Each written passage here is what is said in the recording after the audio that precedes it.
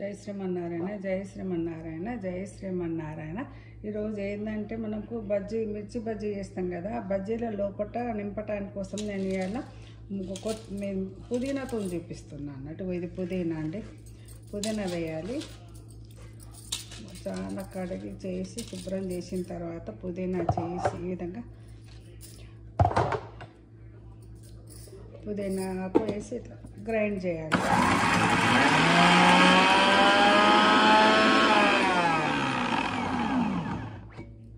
Grind చేసిన తర్వాత దీంట్లో కొంచెం రుచికి సరిపడినంత సాల్ట్ వేసుకోండి.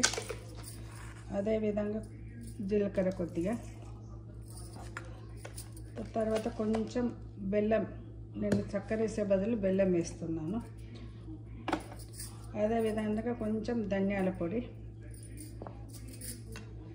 తర్వాత ఇది చింతపండు రసం నానబెట్టేసి చింతపండుని వేస్తున్నాను.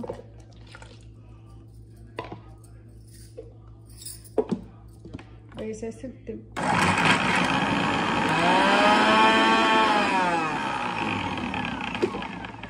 వేసిన తర్వాత దీంట్లో నువ్వులు ముందే గ్రైండ్ చేసుకొని పెట్టుకోవాలి.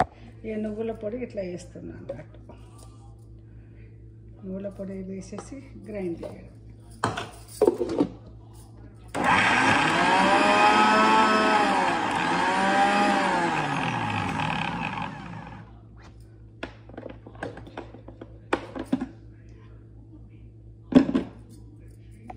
ఇది పుదీనాది మిర్చి బజ్జీను నింపడానికి కోసం ఈ విధంగా నేను చేశాను అన్నట్టు.